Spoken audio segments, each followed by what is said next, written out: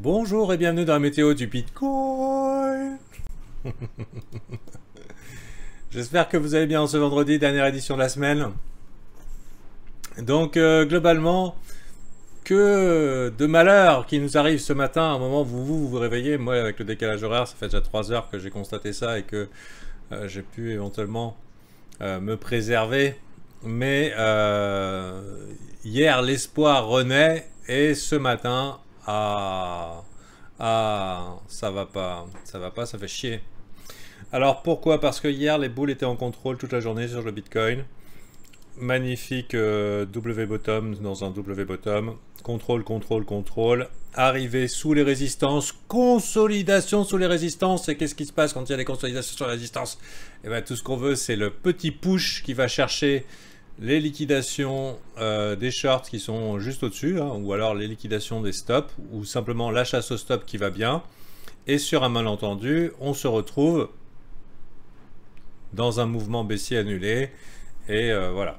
Malheureusement, c'était pas du tout le cas. Manque de jus total et absolu. Arrivé les 59 000. Et pour dégueuler ce matin, c'est pas cool. C'est pas cool parce que c'était facile d'annuler tout ça. C'était relativement facile de pousser un peu. Les boules ne se sont pas pointées. Ils n'ont pas joué la carte.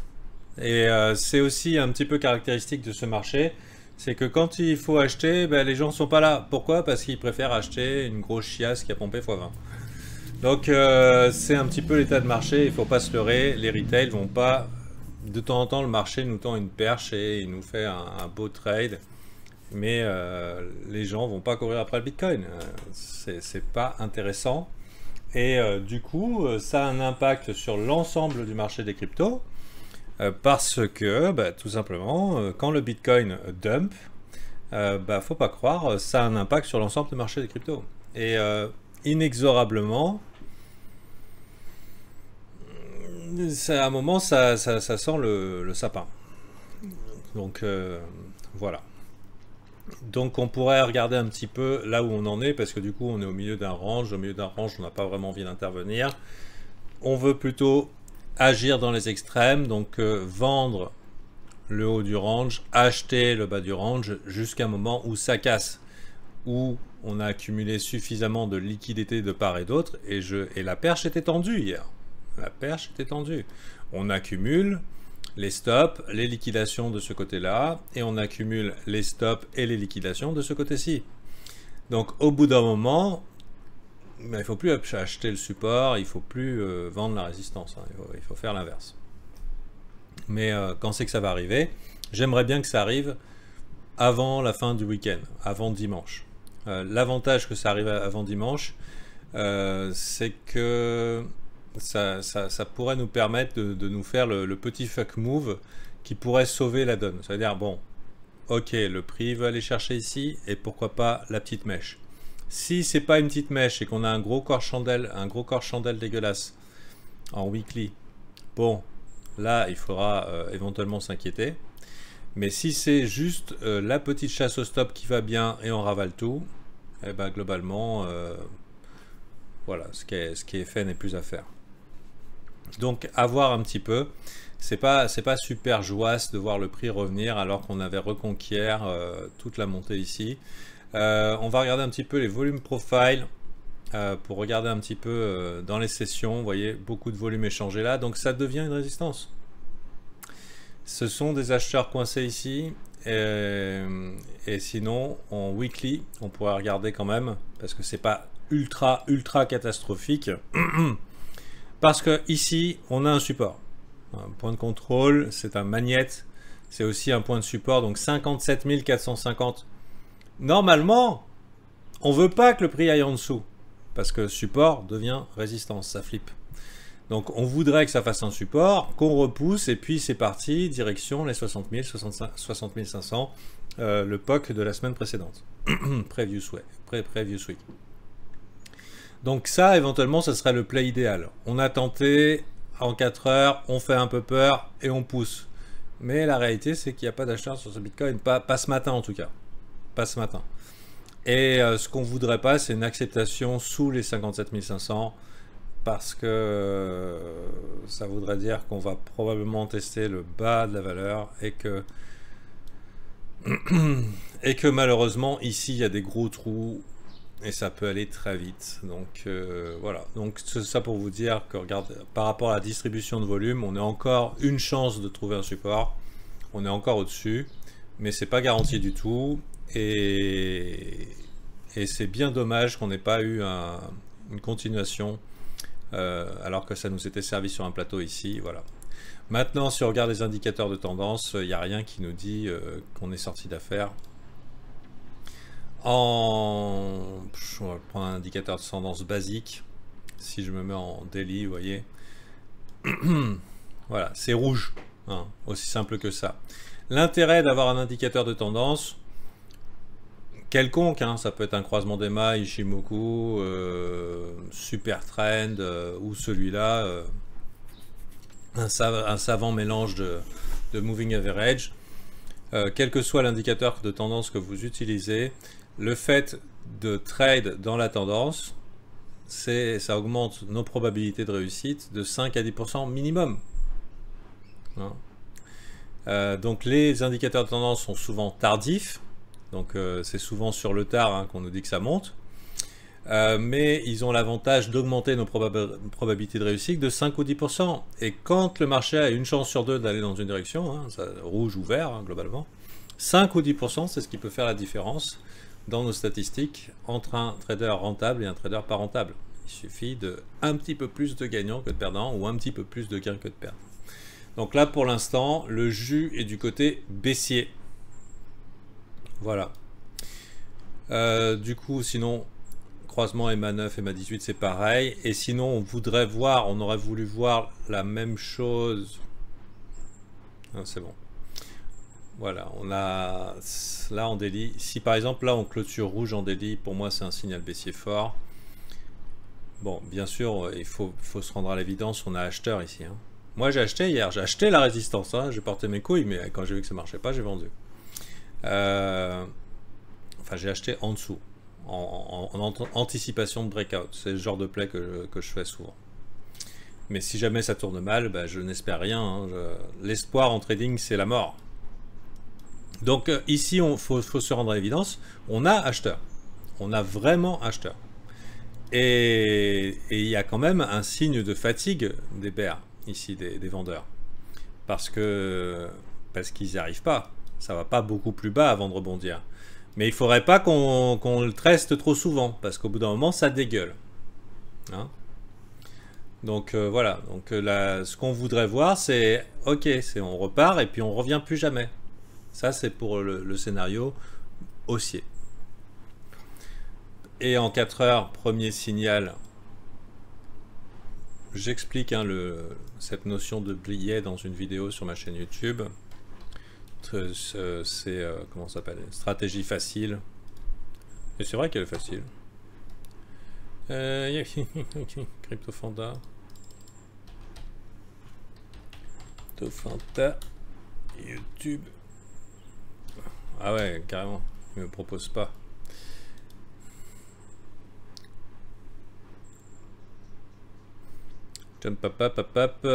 Fibonacci, comprendre les supports et résistances, stratégie EMA, tuto crypto trading, 11 minutes pour augmenter ses probabilités de réussite de 10-15%, c'est pas mal.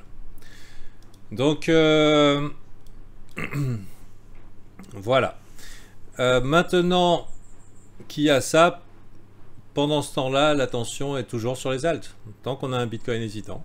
Donc ce qu'il faut, c'est qu'il reste hésitant. Hein. S'il commence à marquer une direction précise, c'est pas la même chose. Donc il faut quand même rester prudent, surtout que hier, tout était vert. C'est peut-être le petit coup sur la nuque du lendemain. Quand on est trop optimiste un jour, des fois, ceux qui n'ont pas pris profit, ben, des fois se font un petit peu savater. Voilà, c'est tout. On est un petit peu dans un environnement de marché whack-a-mole, ça veut dire chasse la taupe. Hein. Il y a des trous, il y a des taupes qui sortent, il y a 10 000 coins. On fait des pumps surprises. Et Et puis quand on a pumpé de 100%, 200%, 500% pendant que personne ne regardait sur les 10 000 coins, d'un coup il y a de l'attention et on distribue au public en délire. Malheureusement, c'est un marché extrêmement putassier, c'est assez révélateur de la fatigue générale du marché, c'est-à-dire que tous les coins ne pumpent pas, on fait des pumps surprises et on essaye d'exciter la plèbe quoi, après les lignes verticales. Je pense à un en particulier qui est prometteur, hein. C'est BAT. Hein, 2 jours, 2 pompes à 30%. Je dis pas qu'il faut acheter ici, hein, surtout pas. Mais c'est caractéristique de putain, le truc fait rien pendant je sais pas combien de temps, et puis tu tournes la tête et ça y est, il a pris. Ils ont pompé pendant que personne regarde, et ensuite personne va en parler. Enfin, tout le monde va en parler. Du coup, il y a plein de coins comme ça. Il y a plein de coins comme ça. C'est assez. Ça peut paraître frustrant. Pour moi, ça l'est. Parce qu'en fait, c'est juste du trading dessus, en fait. C'est-à-dire parce que les baleines ne veulent pas qu'il y ait beaucoup de gens dans les coins qui vont pomper. Ils vont prendre dans le grand loto de la crypto-monnaie, il y a 15 000 coins, ils vont en prendre 2 que personne ne regarde, que personne n'a rien dessus, et puis paf, d'un coup ils se pompent. Et c'est comme ça qu'on se retrouve avec des pompes EOS, qu'on s'est retrouvé avec une pump LTC qui n'a mené nulle part, qu'on ressuscite des dinosaures.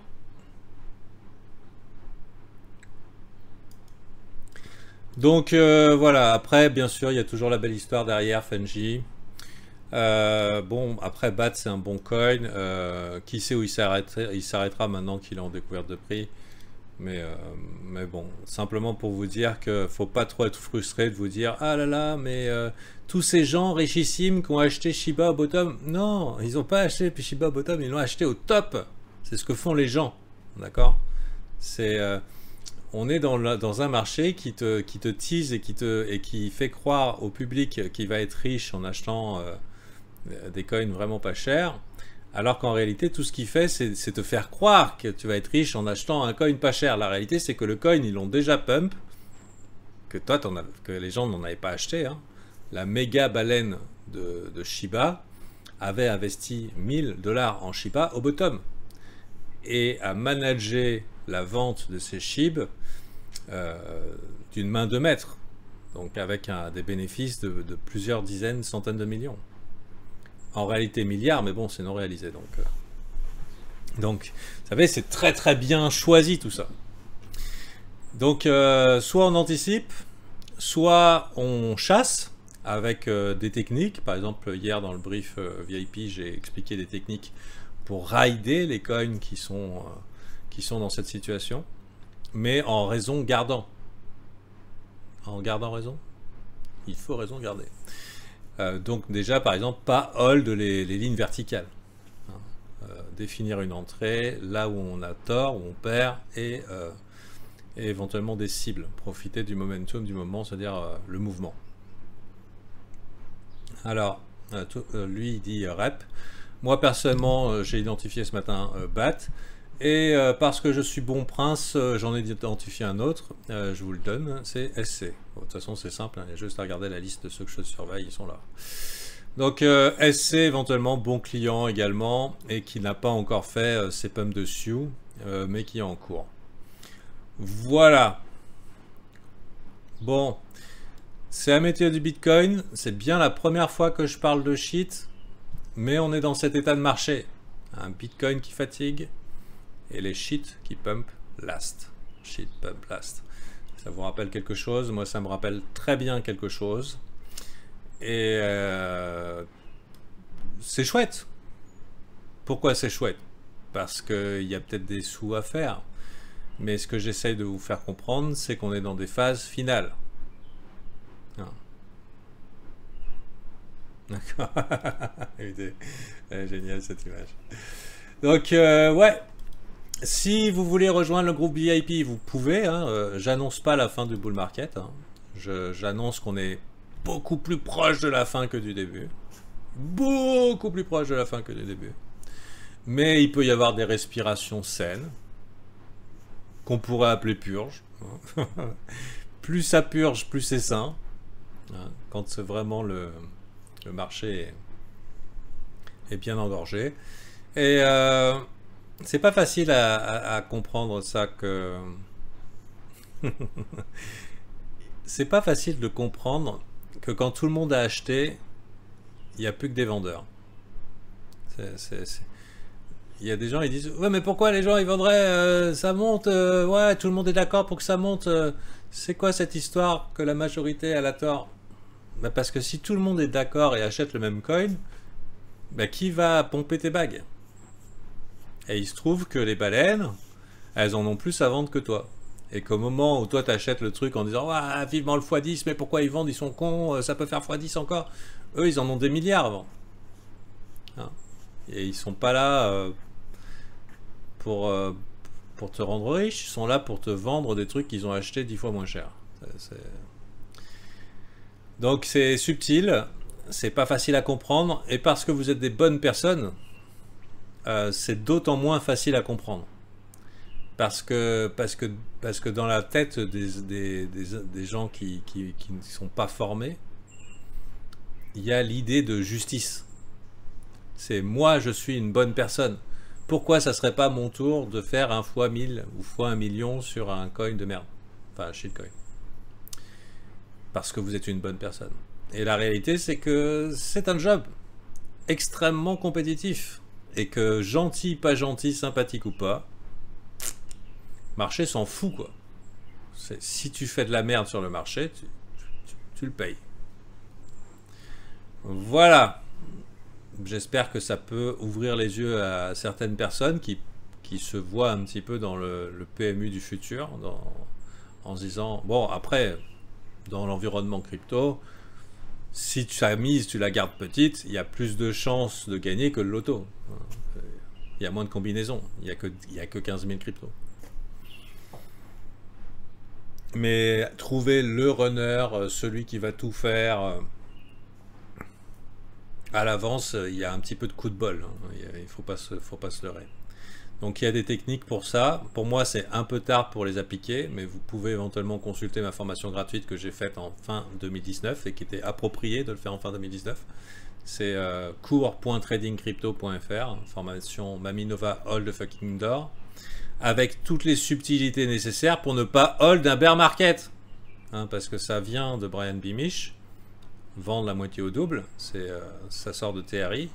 Brian Beamish qui est mon premier professeur et qui explique tout simplement, j'achète un truc bidon, enfin pas cher, avec une somme que je ne risque rien et je vends la moitié au double. Ça peut faire x1000, je vends des doubles sur la durée, je ne sais pas où ça s'arrête. Le truc c'est que des coins maintenant il y en a beaucoup, 15 000, tu peux pas faire 15 000 mises, hein, et tout va pas forcément pump. Qu'on est tard dans le cycle crypto, on est très tard, ça a commencé fin 2019. Et donc on est déjà dans le cadre d'une distribution bien avancée, et que tous ces assets sont corrélés. Ça veut dire que c'est bien beau de risquer peu, mais si tu risques peu sur 100, disons tu as 1% de risque sur 100 coins, ben c'est 100% de capital engagé. 100% de capital engagé sur des assets corrélés. Ça veut dire quand ça tombe, tout tombe. Mais c'est intéressant quand même de la regarder, cette formation gratuite, cours.tradingcrypto.fr. Mais si je l'ai fait 5 heures pour l'expliquer, c'est pour pas que les gens se retrouvent coincés de l'autre côté de la vague. Parce que l'autre côté de la vague en crypto, ça pique au niveau du cul. Et il n'y a personne qui est là pour hold un bear market, un marché baissier. Il n'y a personne qui est OK avec perdre 95% de son capital. Et je peux vous dire que quand ça va descendre, les gens vont ah putain j'achète, ah, tu vas voir, ah, putain c'est pas cher, oh, c'est pas cher. Parce qu'après une chute de 95%, vous savez ce qui peut arriver? 95% supplémentaire de réduction. Ah, c'est pas possible, hein. C'est pas parce que c'est pas cher que ça peut pas être moins cher. Et c'est là que l'argent est fait. C'est dans la gigapurge.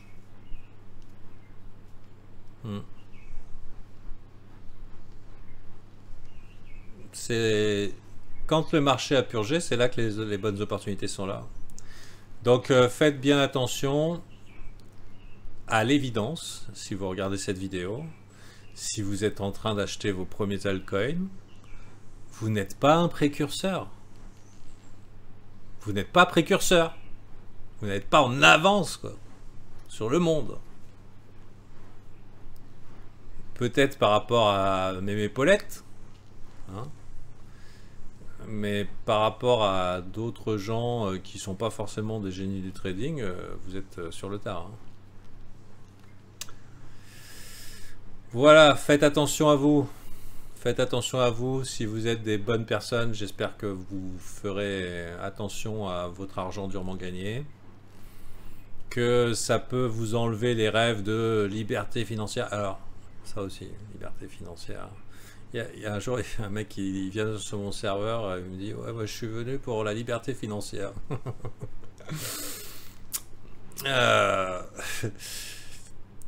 il s'est trompé de chaîne.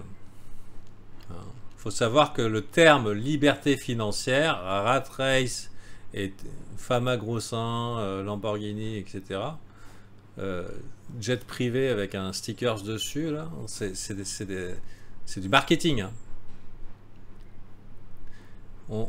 Quand on parle de liberté financière, on fait appel à quelque chose dans le cerveau qui est de l'ordre d'un fantasme. Ça débranche toute raison.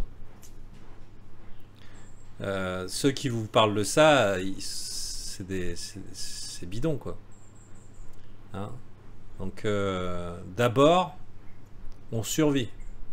On développe des compétences et après on voit. Donc moi, je fais aucune promesse de liberté financière. Je fais la promesse de vous aider à ne pas vous faire défoncer. Parce que c'est le lot commun de se faire défoncer. Il n'y a pas besoin de se regarder dans une glace en disant « Oh putain, t'es nul !» Parce que tu as perdu sur le marché. Non, c'est normal. C'est fait pour. Si tu as gagné sur les marchés, conservé l'argent et tenu des années et des années et des années, ça, c'est exceptionnel. Donc voilà. Donc il n'y a pas de fantasme, il n'y a pas de manipulation de mon côté. Bon, il y a du marketing, hein. J'ai un service dont je suis fier et je le promeus. Mais voilà. Après, libre à vous. Hein. Mais sachez que je ne fais pas de promesses de richesse. J'ai eu des gens qui ont bien prospéré, et tant mieux pour eux. Et je leur souhaite de non seulement, ça aussi ça va être offert, je leur souhaite de conserver l'argent. Et il y a une méthode très simple pour le faire. C'est que quand le marché vous offre vos rêves, payez-les. Payez-le. Payez-vous vos rêves. C'est toujours ça qui ne vous reprendra pas. Donc il y a des gens qui ne savent pas quand TP. Si tu as le projet d'acheter une belle bagnole ou un nouveau meuble dans ta cuisine, ou une nouvelle cuisine par exemple, le marché te paye ta cuisine, paye ta cuisine. Espère pas 10 cuisines. Tu sais pas si le coup de fion sera... Si tu n'es pas compétent. Tu sais pas si le coup de fion sera répétable. Paye ta cuisine. Tous les jours, tu pourras dire je suis un winner. Parce que tous les jours, tu auras la preuve que tu as extrait ça du marché et il ne te le reprendra jamais. Donc payez-vous vos rêves si vous pouvez, si vous en êtes à un stade où vous pouvez vous payer vos rêves. Si vous en êtes presque, pourquoi pas une partie de vos rêves.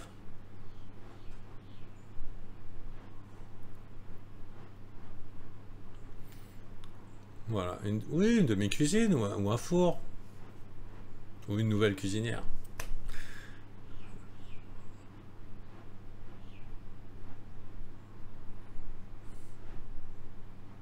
Allez, c'était offert ça. Pour le week-end, ça vous fera méditer.